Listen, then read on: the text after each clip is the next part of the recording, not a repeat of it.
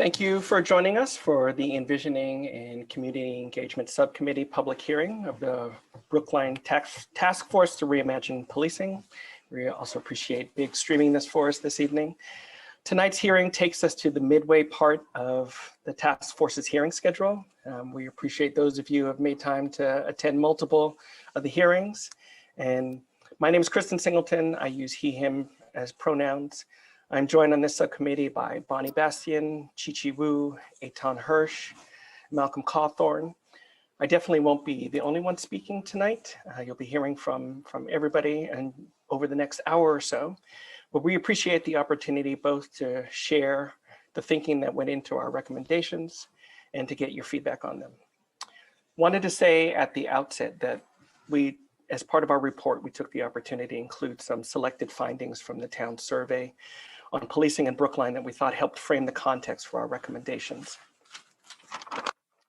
So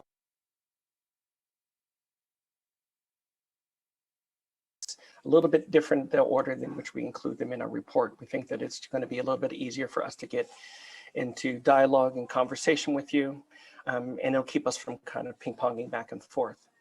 So we're going to get started with Malcolm, then Bonnie, and then I'm going to recap the remaining three. And of course, other members of the subcommittee can join in to help round out your understanding of the recommendations. We enter into this with the privilege and the hope that we can get some feedback from you that's going to help us in calibrating them, bringing a strong set of recommendations ultimately to the larger task force and then on to the town. So we look forward to the opportunity to hear from you. And let's go ahead and get started with the first set of recommendations from Malcolm. Thank you, Kristen. It is a real privilege to be on this committee as well as do this work. And so I started with a premise of children-centered or child-centered thinking for the town that I think is critical to overall public safety. I've always sort of held that when kids are active and supervised in helpful ways and sometimes unsupervised in helpful ways, that actually creates opportunities for children to do helpful things and not, in my opinion, do harmful things when they're bored or not sure what to do with themselves. I primarily looked at this through the town and thinking of opportunities for children that I think is important that the town provides until a child is at least 18. I'd be willing to hear until 21. I think personally agree with that more, but I understand 18 is kind of that threshold for adulthood in most of our things in society. And so I focused on really two things that are sort of dear that work with our children, and then gave an example of something else that I think we need to do in terms of reaching out and broadening for the town. So the first was Brookline Recreation. I had a great talk with Lee Jackson, and one of the things she really would like to do, which I think is super important in COVID, is what she referred to as mobile rec. So one of the things in Brookline Rec was we expect a lot of people from town to get to their spaces to do good things. And that wouldn't change. What she's really looking for is the opportunity to go to neighborhoods, to go to specific communities and bring rec to them. Be more interested in the community and not just expect people to come to them. And that would take some money, particularly for their transportation budget. She actually felt like their staff budget was fine, but the transportation would be something. The second was the Brookline Teen Center. I had a great talk with Alicia Adamson, who's fairly new, just starting that job a few months ago. The Brookline Teen Center is very interesting. It's the only thing that's designed specifically for teens, in particular middle school up through high school. One of the real, I think, intriguing things is that this hasn't really attracted many white teens in Brookline. It's attracted mostly teens of color, and that includes MECO students. But one of the things she said in that is that, she felt like she could do enough programming to attract people and of different races and bring people there. She was really worried about providing services for the kids. And what she's really looking for is counseling services, mental health and wellness, as well as social work services. And my suggestion was to do some of the partnerships like we see in other things in our town. So The Bright program at Brookline High School is funded by Brookline Public Schools as well as the Brookline Mental Health Center, and that we could create those partnerships. Steps to Success is also funded by Brookline Housing Authority as well as Brookline Public Schools. So we have these alternative models where we share money to save and produce for our kids, and Brookline Teen Center doesn't absolve itself of fundraising, but it just says like they can use the help and we should provide the help. The last one was just more around opportunities for things.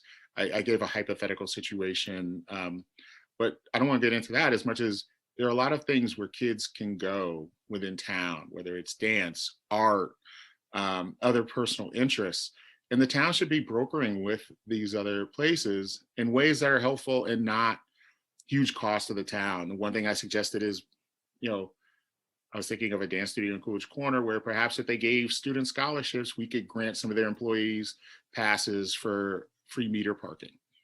And we could keep it on timetable or whatever. And so those are the big things, but I want us to think more broadly through the town about how we can have our kids, whether it's jobs, whether it's arts and other activities, to be active and engaged through 18 to where every kid can have an opportunity to do that. Thank you.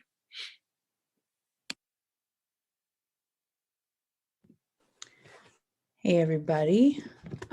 So our next recommendation is developing and sustaining the public safety website. Public safety is a construct that exists in the town's budget line items, but few other places. The public safety link on the town's website has just two hyperlinks, one to the Brookline Police Department and the other one to the fire department. There's no presentation of a comprehensive vision for public safety. There's no summary of resources, and there's no framing for how the town works to ensure that public safety is ensured equitably and that resources are being used in an equitable way. In contrast, in a matter of weeks and with volunteer resources, the community engagement and walk and talk subcommittees ended up creating a basic Facebook page in order to communicate who we are and our objectives.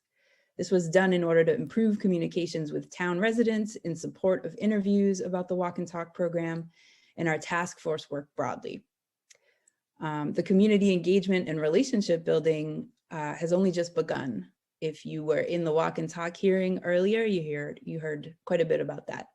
The next iteration of this task force will require a website that compiles all of the work done over these past months, as well as a clear mission. It will be an accessible tool to provide information and advocacy around community-driven public safety and centralize the community's visioning work. That's it for that one. Thank you, Bonnie. And I'm going to try to do just a quick recap of the remaining 3 recommendations, again, with any other subcommittee members who might want to add in on the remaining recommendations. And then we'd like to take the opportunity to get some feedback from you attendees on the set of recommendations. So the first is on mitigating one-way relationships. I was very conscious in framing this that we're not stating that the BPD, Brookline Police Department, seeks to enter into one-way relationships. But our recommendation is that BPD seek to avoid entering into them, and if they start to look that way or feedback is arriving that they are feeling that way, that they work to change them.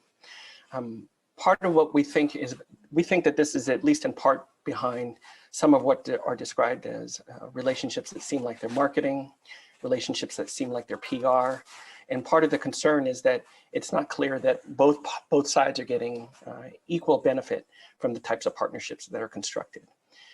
Just as some recent top of the head examples that have come up, when we look at things like the AWARE program, which is described as a partnership with parents, with educators, and with the Brookline Police Department, it's incredibly difficult to find any content about AWARE, which I think is among those things that contributes to it seeming like a one-way relationship, is among those things that makes it seem like people are not getting equal contributions or equal value out of those types of relationships. So we think it's particularly important to think about mitigating and then exiting or ending one-way relationships. The second we described as community engagement and not policing. And in offering this recommendation, we're suggesting a more genuine focus on community safety and adopting models that are designed to support community safety. Our concerns are that the lens of community policing narrows the crafting of solutions to ways that make what we are already doing seem more palatable. And we're suggesting an approach. We have a model that is included in our report that has, among its components, the community being in the driving seat, so the community leads. There are formal structures and processes to identify problems and priorities. The community has a voice in measuring impact. There's a framework for ongoing interaction between the community and traditional justice systems. Of course, traditional justice systems are not going to be phased out immediately, but there's going to have to be some ongoing communication and partnership between the two, and then providing support for adapting strategies, which means the town's got to get behind doing that work in an ongoing way as well. And then the final recommendation we described as going small and trust building conversations. Bonnie said things well, I think, in the walk and talk subcommittee hearing, if you were there this morning, that we have to be particularly conscious about our not being or allowing to perpetuate situations where majority voice, majority win, getting the largest number of voices to be able to come to the table is the way that we're going to determine our community safety policies. The conversations that we recommend allow issues that are sensitive and confidential to come to the fore, to allow them to be discussed in ways that large hearings typically can't or won't. And then drawing on the same models that we recommend for community safety, it provides an opportunity to surface the resources and the voices that need to be included in the conversation that perhaps are not yet being included in the conversations. So that's a quick recap of the recommendations that are in our report. Devin has put a link to the report in the chat. And if there are other subcommittees that subcommittee members that want to add any other clarifications to the recommendations before we hear from attendees, be a great opportunity to do that. Kristen, were we going to have Eitan, give Eitan an opportunity to talk about the survey as well? Would love to. If you feel like you have a preparation, that would be great. Hi, everybody. Thanks. I didn't prepare anything in particular. Some of you might have seen a few weeks ago, I did a presentation of the initial results of the survey in one of the task force meetings. I would say, I guess, that the survey, which connected with, what is it, over 1,300 residents of Brookline, there was a, there's a wide range of statistics that come out of that. But I guess for me, the ones that stand out, the two biggest areas in which I think the survey provides very, very clear results, or three, I would say. One is there is a sense of overall satisfaction with the police, but also an overall set of challenges with the police. And one of them is a perception of discrimination. So there's a very clear difference in how folks identifying in different racial groups perceives discrimination by the police. White residents of Brookline essentially never feel discriminated against on the basis of race. Like of all the white residents asked about this, 0.5%, so basically zero, felt like they have been discriminated on the basis of race. And that number is just vastly higher for African-American, Latinos, and to a lesser extent, Asian Americans. So it's quite high for all the minority groups. It's basically zero for white Americans. White residents also receive very, very little discrimination on the basis of economic standing, on the basis of gender. And we see much higher rates, particularly among African Americans, perceptions of discrimination by the Brookline police on those bases. What I would say is that the survey also conveys that this sense of discrimination is not just felt by individuals identifying as part of racial minority groups, particularly African Americans and Latinos, but white residents of town also perceive that minority members of the town are discriminated against on the basis of race. There's also really clear direction of oversight that comes through in the survey. That is the vast majority, 75% of Brookline residents would like for there to be a oversight committee, full-time or in an ongoing basis with investigatory powers in the police department. So I think the survey gets into lots of details about all sorts of things, what the police should do, what they shouldn't do, positive interactions, negative interactions. And, but to me, those are the clearest statements in the survey. There's a clear perception of discrimination, and there's a clear approval of town residents for something different and a more formal and aggressive form of civilian oversight.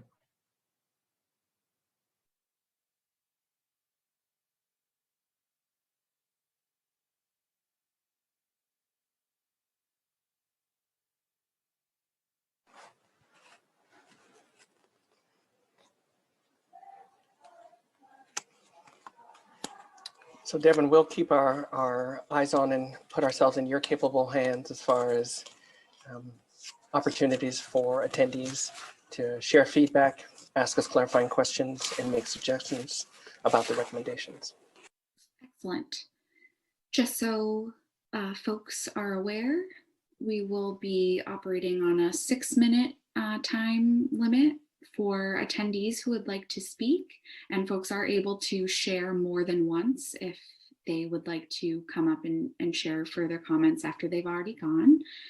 At this time, there are 14 attendees, and no one has used the hand raise or Q&A feature to indicate that they'd like to make a comment at this time. But I do want to make folks aware who've joined us that if they are uncomfortable making a public comment in live time, they are more than welcome to submit written comment to dfields@brooklinema.gov, and that will be shared anonymously with the subcommittee members as well as the larger task force to reimagine policing.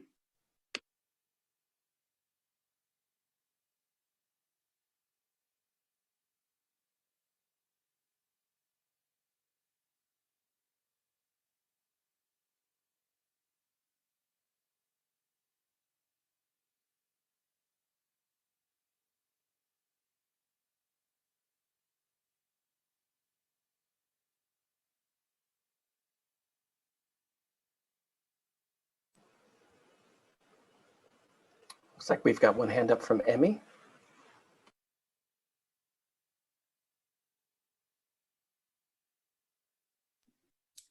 Amy, you've been promoted to a panelist, and you can unmute and share your video when you're comfortable. Your time will begin.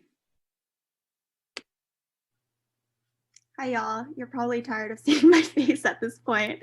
Amy, she, her, hers, town meeting member in Precinct 10. Thank y'all for all your work and for holding these spaces all this week. In your recommendations, I really appreciate the push to broaden the definition of public safety. Right now, from like what Bonnie shared earlier, it really sounds like public safety is just defined in our town as the police and fire departments with no comprehensive or expansive vision for what public safety could look like here. And we know that public safety is more than just a reactive, punitive system, right?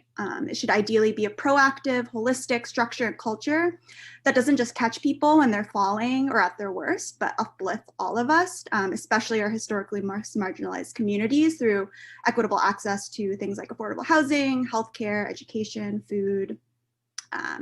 And from reading your report, it looks like the wisdom and experience needed to define public safety more holistically already exists here via our community leaders who are on the ground doing that work every day.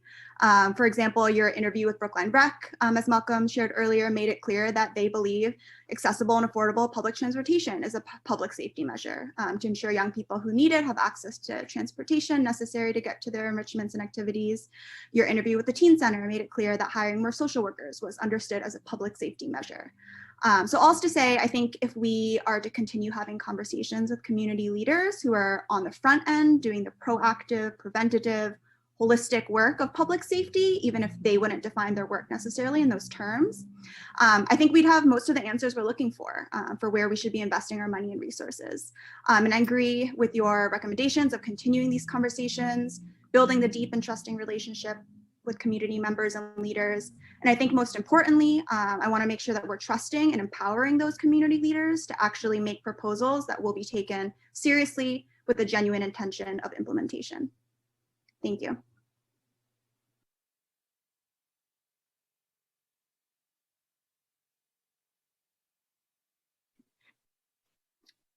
At this time, there are 15 attendees, and we are encouraging folks to use the hand raise or Q&A feature if they would like to make a public comment or ask a question.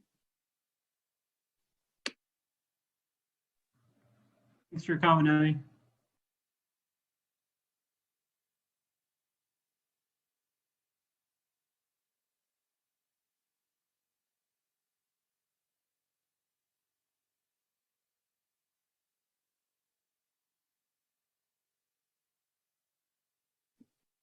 Additionally, I want to make all attendees aware that the report of the subcommittee is accessible in the chat and also on the Envisioning and Community Engagement Subcommittee webpage of the Town of Brookline's website. That also includes access to the Tufts Policing Survey and the analysis done by Eitan Hirsch. And this also might be a good opportunity for subcommittee members to share a little bit about their process if you're comfortable, and that could possibly spark some questions from the attendees or begin a conversation.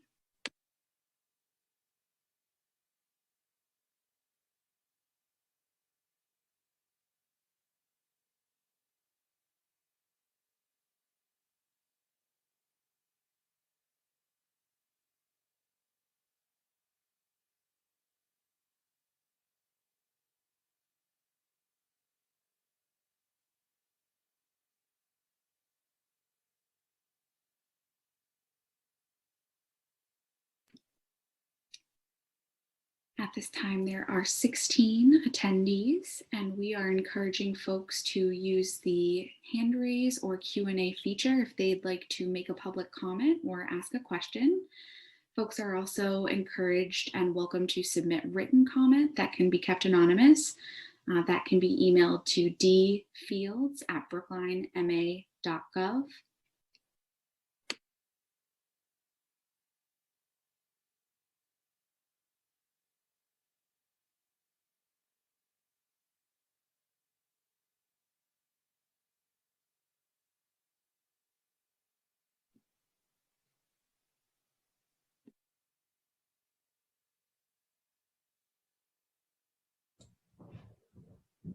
Looks like Natalia Linos has a comment. She posted something in the Q&A. Natalia, you've been promoted to a panelist. Thank you so much. And thank you to everyone for doing this work.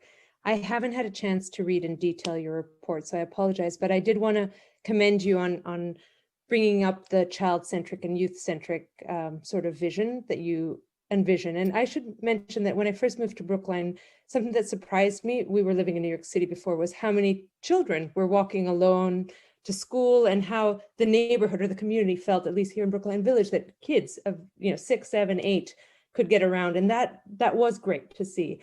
But I like that you've expanded this definition to include after school activities and teens. But I would like you, in the sentence you say child-centric and then you say youth-centric. Bring it down to like 5, 6, 7, 8-year-olds and think about what that would mean. And as a parent, and I think a lot of parents move to Brookline because of the schools, but we want the community to sort of embrace it. And I think just starting from an assets, like there's a lot already that is going well. And I think the green space has encouraged that sort of independence that is not possible everywhere, and how we can foster that further. And I'll stop there, but I just want to say thank you for all the work you're doing. Everyone on this committee is really putting in the time, and we appreciate it.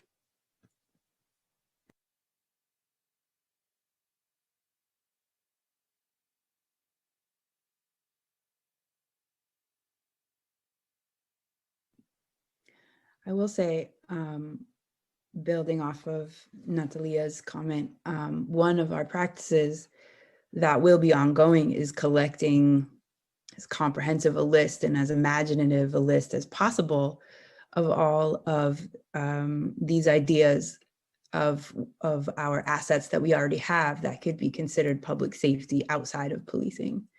So the parks, everything that Malcolm said, all of something that Malcolm had mentioned before, all of the music schools in town, somehow bringing them together to be able to maybe donate one day a week to some free classes for people. Just, we have so many resources here, but bringing them together into a new way of thinking about them to kind of spark our imagination on how to envision this new mode of public safety. The next person signed up for public comment is Ryan Black. Ryan, your time will begin when you're ready. Thanks, Devin. I'll try to be brief. First of all, thank you all to the task force members on the subcommittee for your work. Really appreciate it. And it's clear that you've put in a lot of hard work and brain power into these recommendations. So thank you for that. I have two questions. Feel free to take them in whatever order you want. My first one is kind of related to this expanded definition of public safety you all are putting for this new model. I'm curious, like, if you all have any specifics in mind in terms of how that might manifest in the next year's budget. And also, I'd be curious in terms of maybe the specifics of what you're thinking in terms of those one-way relationships you all want to mitigate. I'd be curious in terms of kind of the concrete, what specific relationships you're thinking about. Thank you. I'd be happy to speak to the relationships part, and then maybe as a group we can think about the budgeting part. The primary concern that we were thinking about, as we mentioned at the outset, was that there is a climate of some relationships seeming like they get described as marketing, PR, that they serve primarily the interests of the Brookline Police Department. And we think that, as I mentioned at the outset, it may not necessarily be that that's how they were designed, but that's how they end up being experienced. And part of what we're hoping is to draw attention to when those situations occur. We included some examples in the report as well, but that if we're in a situation where we don't really have the ability to demonstrate what the outcomes of a partnership is going to be for the community that is participating in it, when we're not really sure that there was sanctioning and consensus of all the folks who are in the partnership about being in that partnership and perpetuating that partnership, those seem to have the potential to become one-way relationships. And we think that there is a proactive obligation to recognize those and to transform them. Because otherwise, I think we end up with a situation where things just kind of keep going along with the people who originated them are no longer around to calibrate them. And so we think there's some responsibility when that type of feedback starts emerging, that this is starting to feel like a one-way relationship, that it needs to be re-examined and potentially exited.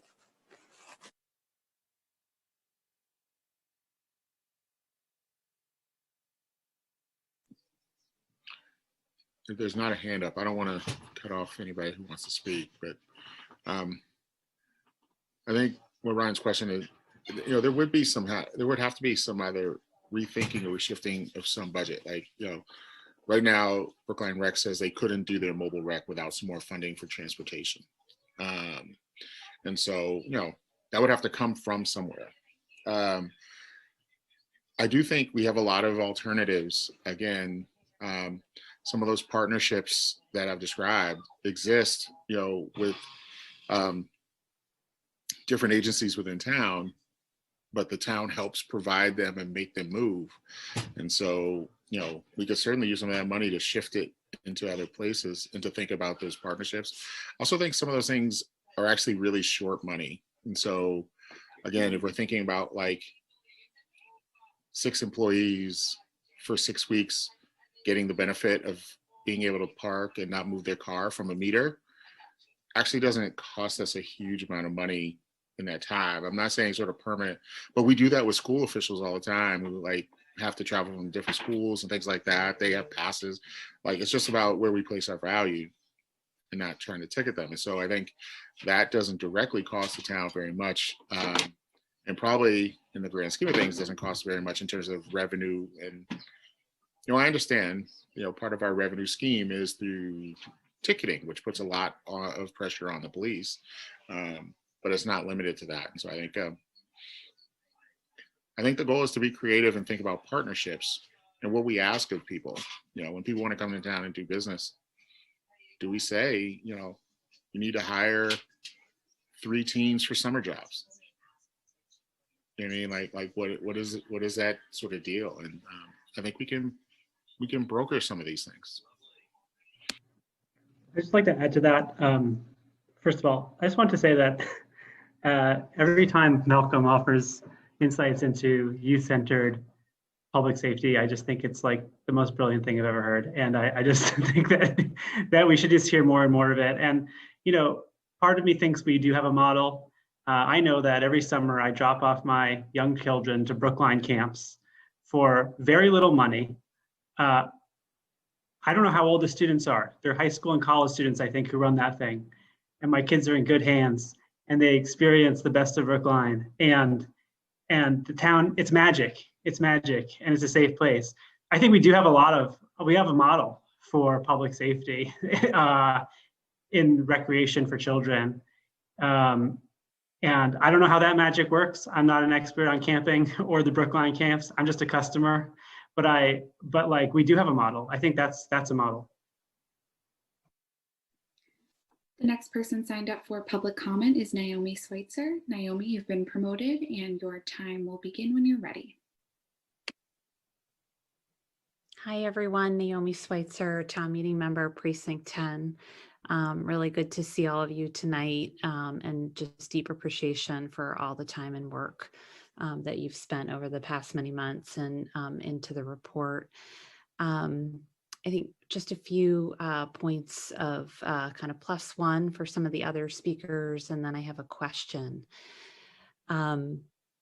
Really want to emphasize what some of the other speakers have said and what Malcolm has said about the child and youth-centric focus on this. I think it's so important that we embed things like mental health counseling, access to recreation, access to food security, and affordable housing to make sure that people have their basic human needs met. Because if your basic human needs are met, then you are less likely to be stressed and to experience trauma and to need the more emergency type services where the police might need to be called in for a variety of different reasons. So just a deep appreciation for those comments and those recommendations. I did have a question, and that's about the walk and talk program. I was reading in the report and I knew a little bit about the program prior to reading the report, and I appreciate learning more about it, and I need to learn more. But I'm curious why we have that program for Brookline Public Housing and why my neighborhood doesn't have a program like that. The police, as far as I know, don't have an outreach program specific to the Riggs Park neighborhood or precinct 10 to build trust. And so I'm just curious what the committee members' thoughts are about why the police are doing that in our public housing developments and neighborhoods and not in other neighborhoods. Thank you. Well, that's a great question. And one that, the walk and talk hearing was this morning. And part of the history is that the program started in 1992.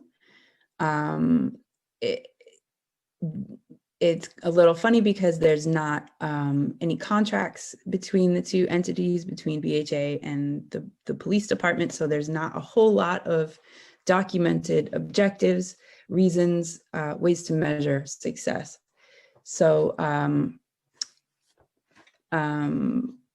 as to exactly why it started, we've had a hard time nailing that down, but what we have heard is that it is a method of policing that creates, it's a community, a form of community policing, and it creates a way for police to be highly visible and to be able to build relationships and trust. And I'm not sure why it's only there, because I'm sure crime and poverty is not centered only in public housing and people who need those services. But it was said that there were people living in BHA properties that in 1990s and probably before that were cycling in and out of the criminal justice system. And the police thought that a good plan for that to diffuse and redirect people would be to begin this program. So I hope I answered the question, but I don't have a good answer for that, why it doesn't exist elsewhere. The next person signed up for public comment is Luciana Shaknik. You've been promoted to a panelist. You can unmute and share your video when you're comfortable, and your time will begin.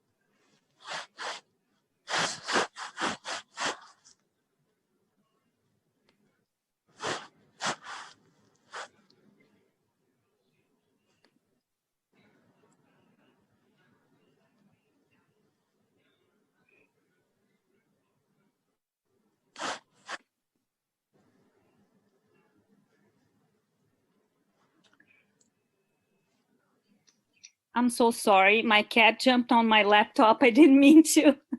I just want to say thank you to all of you. And I don't have any questions. I read the report and it's so detailed, so well done. I really appreciate you all. And sorry about that.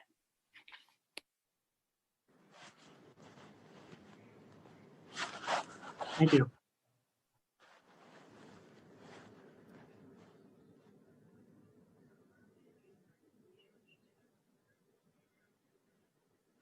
So this is Deborah Brown. I may be next in the queue. This is picking up on something that Malcolm said about identifying ways to pay for services. You know, some communities, some towns have host community agreements, and in Brookline, they don't tend to extend to residents. And so and I gave an example this morning. It was like, we built Children's Hospital, and if you look across the street, Brookline Housing Authority didn't get anything out of it. They didn't get new play equipment. They didn't get improved housing. But part of the problem was the town didn't ask.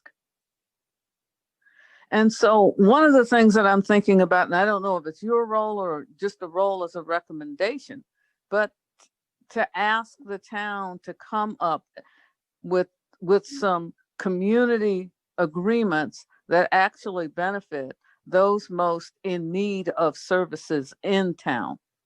So rather than it being something like a fund to pay for additional police, for police overtime at, you know, one of the cannabis facilities, it could be maybe funding the food pantry. Maybe it's setting up, you know, a fund maybe say it's you pay for, you provide a certain number of summer jobs, or you pay for the bus to take kids on a certain number of field trips. But, and you can change it based on the size of the business or the business's activities.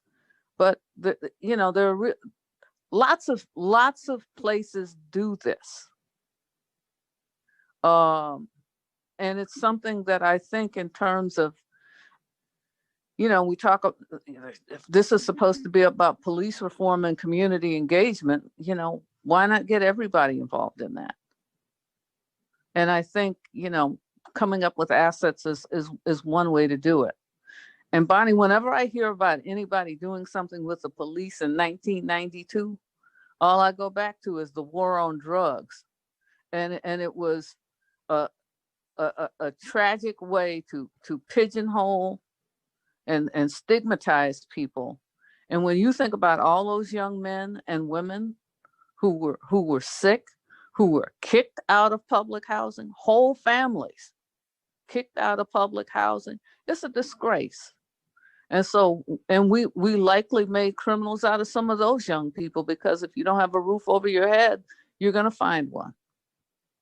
So I guess the extension of that is by continuing to have police there, are we just continuing, that de facto war on drugs without saying it.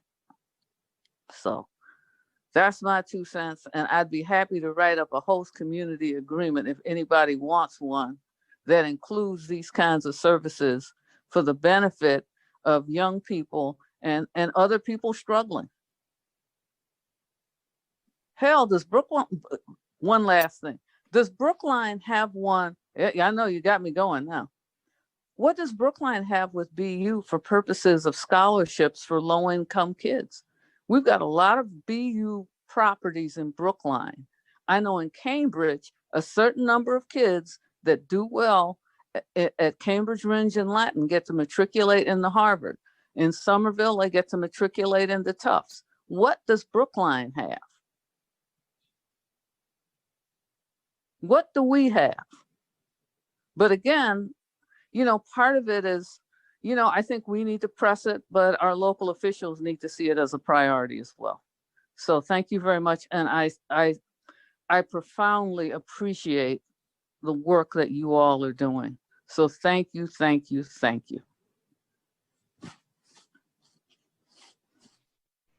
I do want to make the subcommittee members aware that there is a question in the Q&A. Has the task force considered proposing allowing folks beside police to do detail work, like for construction sites and marijuana shops in town? This could be stable, well-paid employment for other people.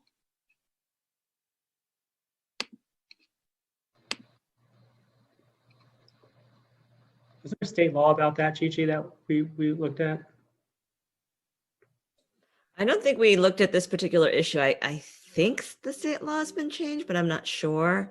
But this might have been one of those issues where, we had that jurisdictional split between the reimagining and the reform committee. I'm not sure.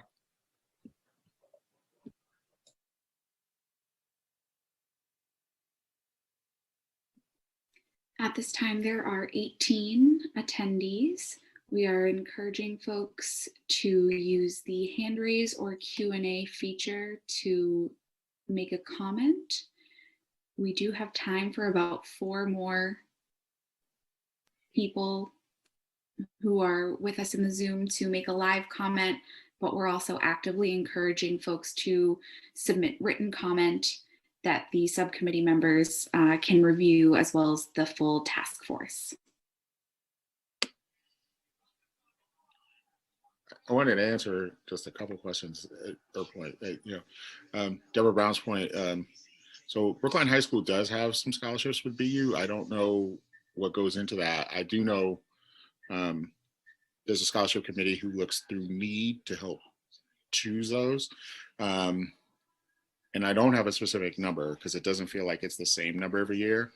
There's one that's early that's guaranteed, but then usually by the end of the year, it's usually around 5 or 6 students who get scholarships to Boston University. But I agree, we could think farther and wider than that. Very few kids who live in public housing end up going to BU.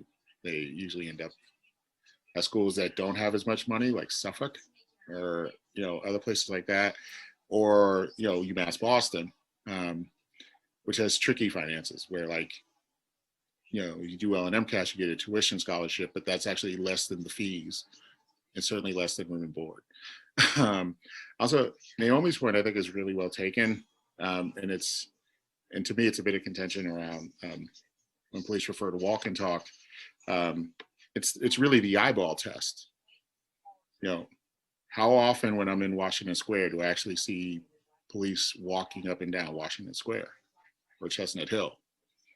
Because the police will say, well, no, they have their routes and they're supposed to do this, but I don't ever see them. And I certainly don't see them in my neighborhood where I live. And so it's that eyeball test, right? And I don't have a good answer, but I think, I'm sorry if I'm saying your name right. I have a cousin, Naomi. So if it's Naomi, I'm sorry. But yeah, it's one of those things like,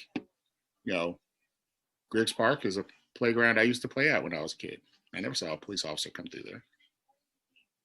And, and so, what do your eyes tell you versus what you're being told from police, which is what Christian was referring to, right? Who's determining there's community outreach or not?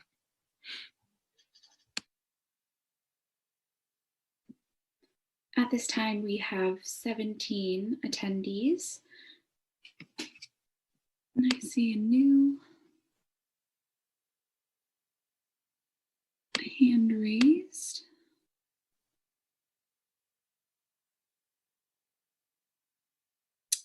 Carolina San Miguel, you've been promoted to a panelist. You can unmute and share your video, and your time will begin when you're ready.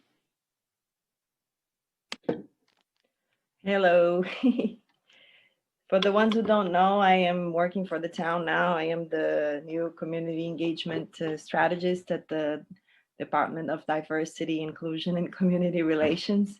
So I've been watching a couple of events, but just like on the backside, silent, because since I just got in, so I'm really trying to understand all the complexities of the town.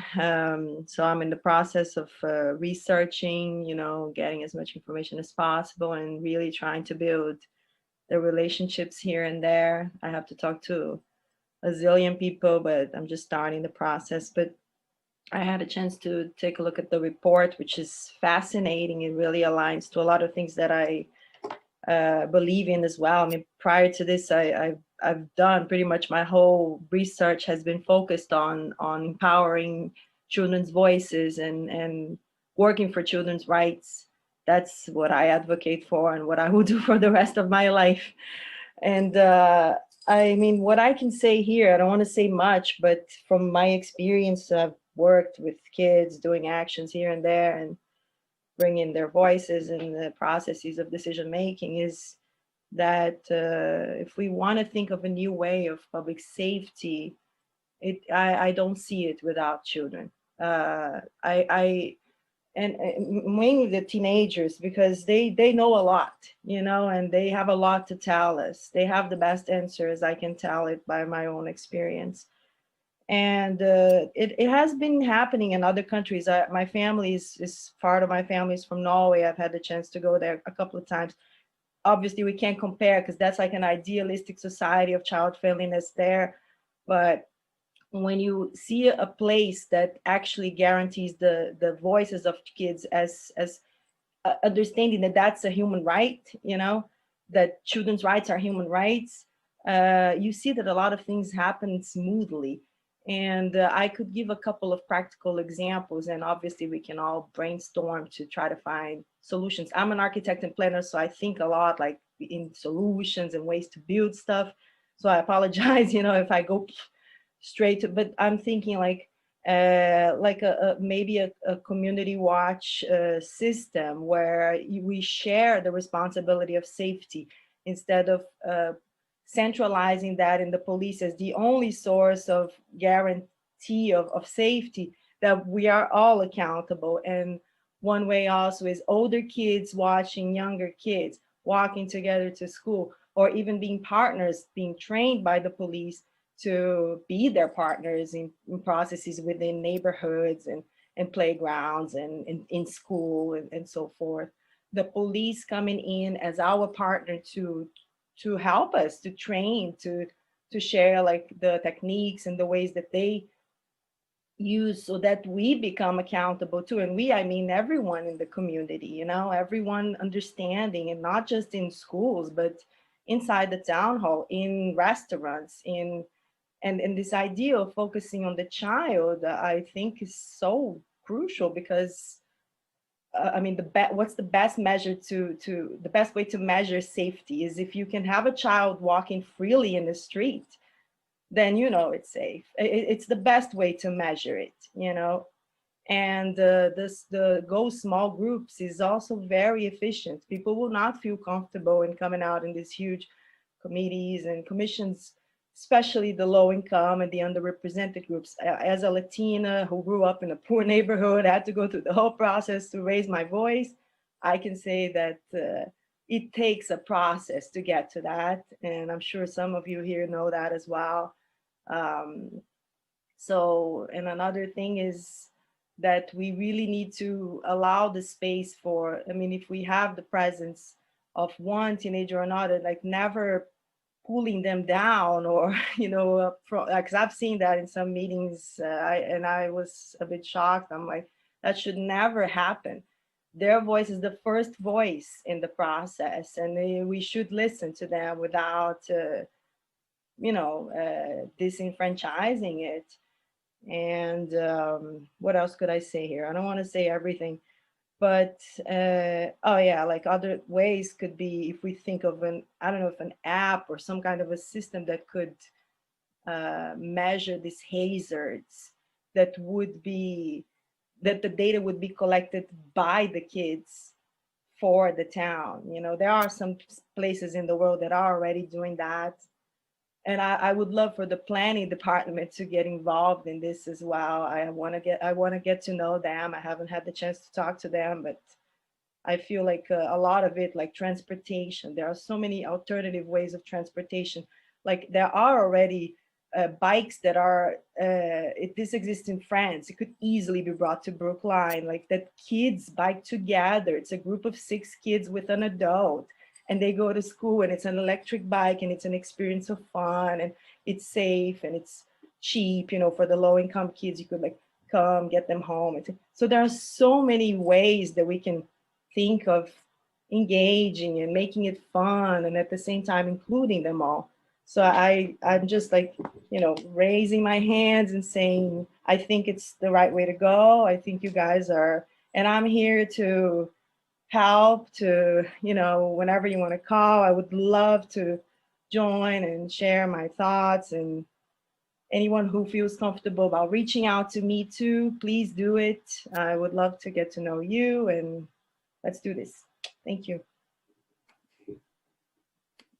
I do want to make subcommittee members aware of a point that has been raised by an attendee in the Q&A. They ask, can the task force find out about residents doing details at dispensaries? As mentioned previously, we see police officers double their income in some cases with details and overtime. Conceptually, this could also be part of the Racial Equity Fund.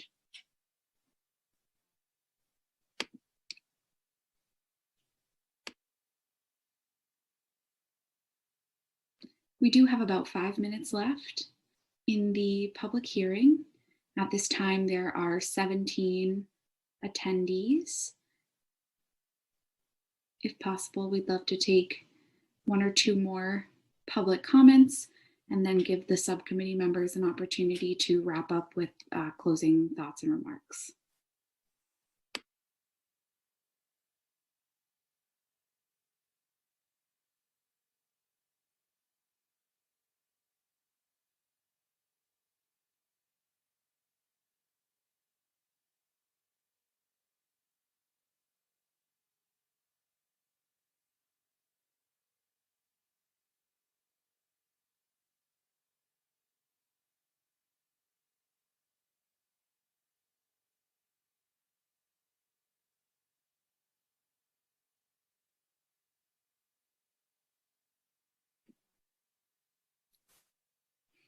All right, I'd like to remind attendees that you can share written comment to dfields@brooklinema.gov, DFIELDS@brooklinema.gov, and those responses can be kept anonymous if that is your preference.